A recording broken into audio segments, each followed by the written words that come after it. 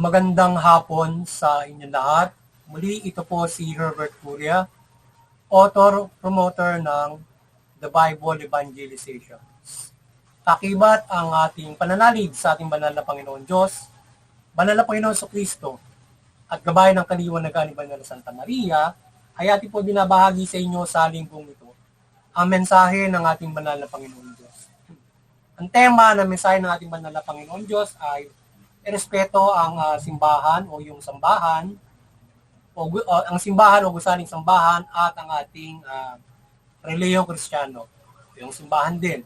So ngayon ay babasahin ko po sa inyo ang mga mensahe ito mula po sa Bagong Dipan o mabuting balita ng paghahari ng ating banal na Panginoon Diyos sa pamamagitan ng banal na Panginoong Jesucristo. At ayon po dito kay Apostol San Juan, Kabanata 13, talatang 17. Ito po ang mensahe. Malapit na ang Pasko ng mga Hudyo, kaya't pumunta si Jesus sa Jerusalem. Nakita niya sa templo ang mga nagbibili ng mga baka, mga tupa at mga kalapati at namamalit ng salapi. Gumawa si Jesus ng isang panghagupit na lubid at ipinagtabuyang palabas ang mga mangangalakal pati ang mga baka at tupa. Isinabog ang mga salapi na mga namamalit at ipinagtaob ang kanilang mga hapag. Sinabi niya sa nagbibili ng kalapati, alisin niyo rito ang mga iyan. Huwag ninyong gawing palengke ang bahay ng aking ama. Naalala ng mga alagad na sinabi sa kasulatan, ang aking malasakit sa iyong bahay ay parang apoy na nag-aalab sa aking puso. Papatuloy po natin kay Apostol San Lucas, Kabanata 19, talatang 45 hanggang 47. Ito po ang mensahe. Pumasok si Jesus sa templo at kanyang ipinagtabuyan ang mga nagtitinda. Sinabi niya sa kanila, ang aking bahay ay tatawaging bahay galanginan. Ngunit ginawa ninyong pugad ng mga magnanakaw. Araw-araw si Jesus ay nagturo sa loob ng templo. Pinagsikapan ng mga punong saserdote ng mga eskriba at mga pangunahin ng bayan na siya ay ipapatay. Pagtutuloy po natin sa 1 Korinto, Kabanata 12, talatang 12, talatang 27 hanggang 28. Ito po ang mensahe. Sapagkat si Kristo ay tulad ng isang malawak na may maraming bahagi, bagamat binubuo ng iba't ibang bahagi, iisa pa rin katawan. Tayong lahat, maging Hudyo o Griego, alipin man o Malaya, ay binautismuhan sa iisang espiritu upang maging isang katawan. Tayong lahat ay pinainom sa isang espiritu, kayong lahat ang isang katawan ni Kristo at bawat isa ay bahagi nito. Naglagay ang Diyos sa iglesia, una ng mga apostol, ikalawa ng mga propeta at ikatlo ng mga guro. Naglagay din siya ng gagawa ng mga kababalaghan, ng mga magpapagaling, ng mga may sakit, mga tagatulong, mga pangasiwa at magsasalita sa iba't ibang wika. Magpatuloy po natin sa mga taga-Efeso, Kabanata 2, talatang 21 at talatang 22. Ito po ang mensahe. At sa pamamagitan niya ay nagkaugnay-ugnay ang bahagi ng gusali at nagiging isang templong banal. Ngunit dahil din sa inyong pag-isa sa Kanya, kayo may kasama nila magiging bahagi ng tahanan ng Diyos sa pamamagitan ng Espiritu. Ngayon po ay ito po ang mensahe ng ating banal na Panginoon Diyos sa ating babahagi ng mabuting balita dito po sa The Bible Evangelizations. Pasalamatan po natin ang ating banal na Panginoon Diyos, banal na Panginoon sa Kristo, at banal na Espiritu Santo. Ngayon po ang ating banal na Santa Maria. Ngayon po ipaliliwanag ko sa inyo ang mga mensahe nito mula po dito sa tema na irespeto ang simbahan o gusaling sambahan at ang reliyong Kristiyano o itong simbahan din natin. Ngayon po ay nais ipabatid sa atin ng ating banal na Panginoon Diyos sa pamamagitan ng banal na Panginoong Kristo na na nais niyang maibabatid sa atin na kung gaano natin dapat na irespeto ang ating simbahan o ang ating reliyon.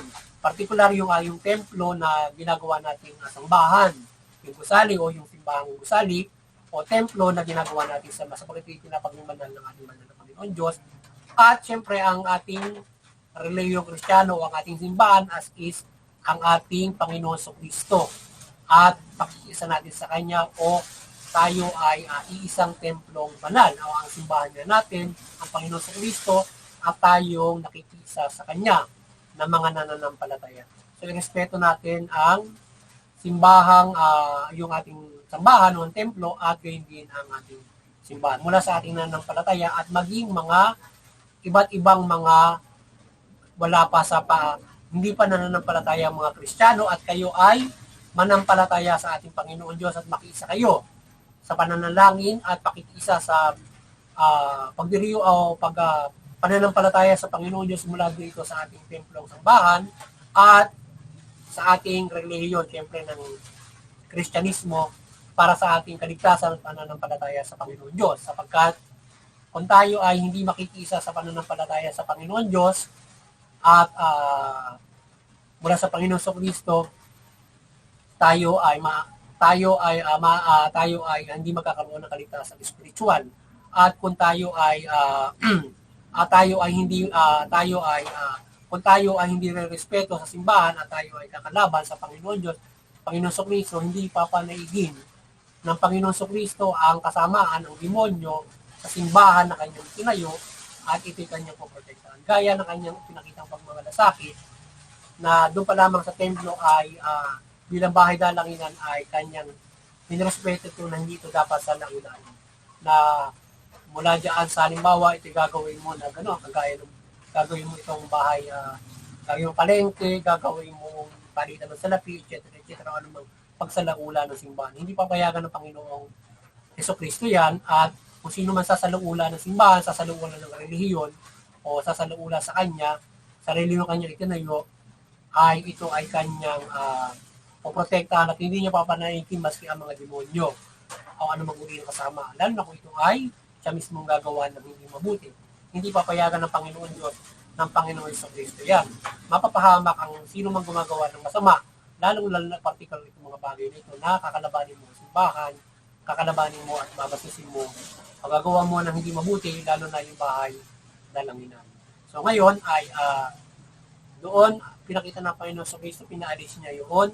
Ngayon ay kung ikaw ay gagawa lalo ng hindi mabuti, higit pa roon ay mas lalong mabigat ang kapahamakan na maaari mong mangyari sa iyo. Kung gagawa ka ng kasalaulaan sa simbahan o sa pananampalatayang Kristiyano o yung itinayong simbahan ng Panginoon Kristo na tayo ay doon nakikisa. Kung itigagawa ng hindi mabuti, nating mga nananampalataya o ibang mga tao na hindi nananampalataya ay sila'y mapapahamak. Sapagkat hindi pa paligid ng Panginoon Kristo ito, gayon man ay nagbibigay ng pagkakataon niya ang Panginoon Kristo para mahikayat na sila ay manampalataya at maligtas sa pananampalataya sa Panginoon Diyos o makisa sa pagbubuklod niya sa kanyang paghahari mula dito sa simbahan para sa pananampalataya sa Panginoon Diyos. Siyempre, pangunahin kung ikaw ay mananampalataya ay respeto ka, lalong-lalo na siyempre ikaw ay respeto ka doon sa reliyon sa Panginoon Kristo at maging doon sa kung saan tayo nagtitipon na templo para makapangaral at may pangaral at papagsaluhan natin ang mga piging, ang mga sakramento para sa ating pananampalataya sa Panginoon Diyos. Kaya din, doon ginagawa pagbibinyag, ginagawa sa panahon ngayon, doon ginagawa pa rin yung pagbibigilon na ginagawa pagbibinyag, pagbabautismo sa Espiritu, etc.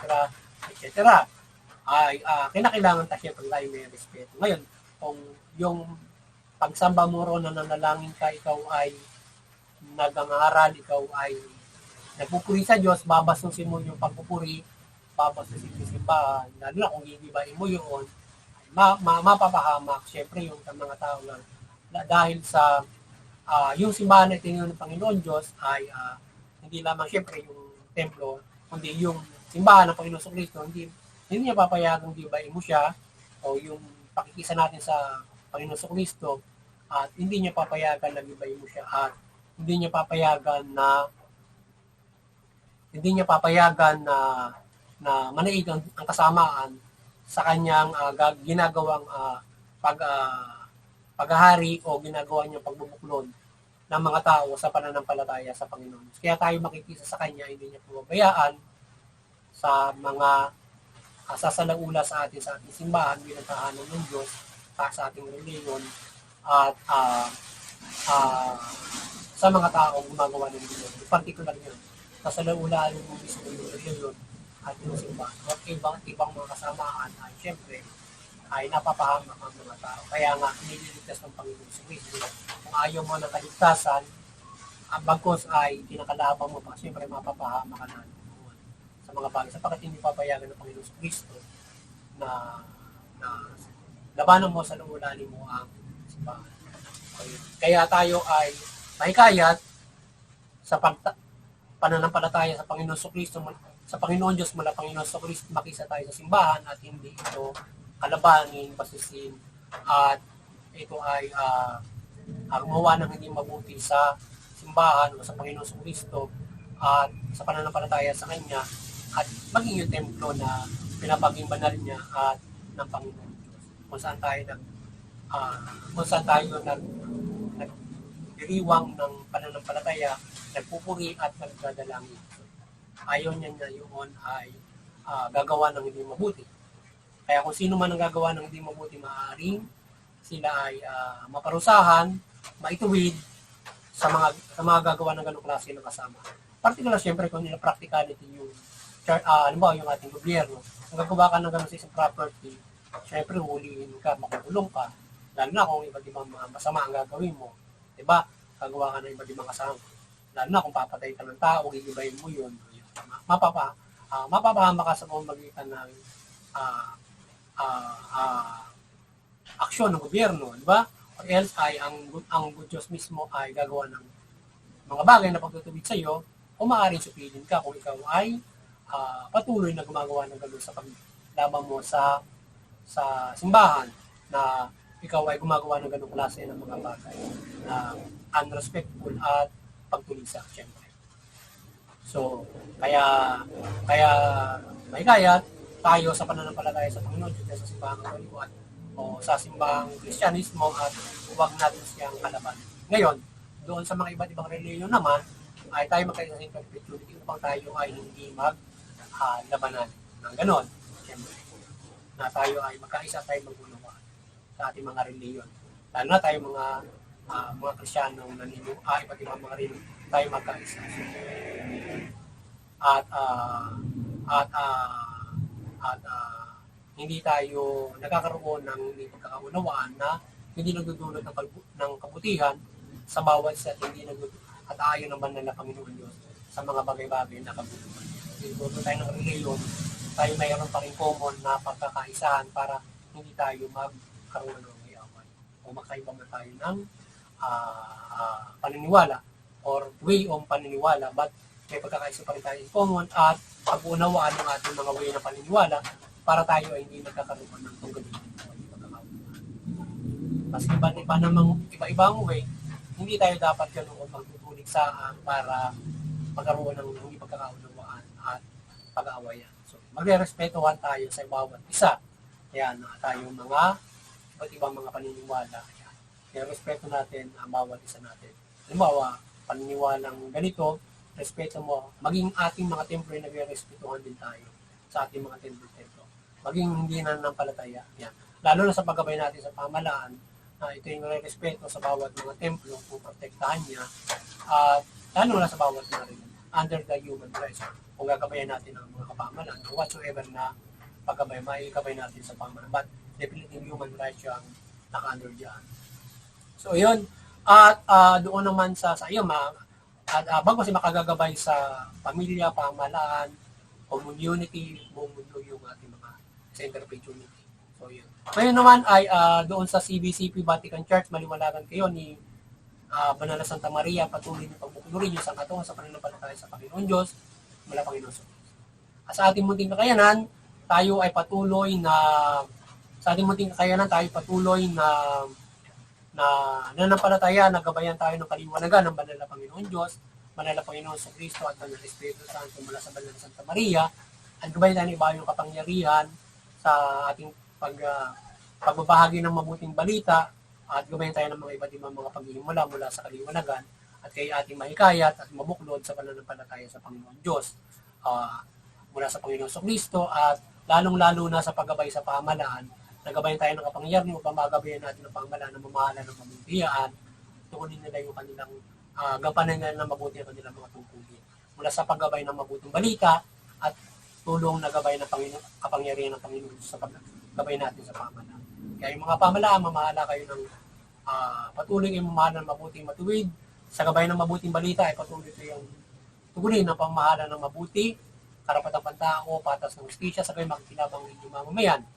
Makapamumuhay sila ng maulad at papayapa at makakapanampalataya silang lugo sa banal na Panginoon Diyos, mula Panginoon sa Kristo at mabuting balita. Ngayon ay sana ay patuloy tayong pagpalain at protektahan ng banal na Panginoon Diyos mula sa basang ito at buong mundo, at magkaluman tayo ng kaunlaran na proteksyon at bawat isa. At gayon din ay sama-sama tayong mamuhay ayon sa mabuting balita. Maganda nga po sa inyo lahat, sana ay naliwanagan na naman tayo.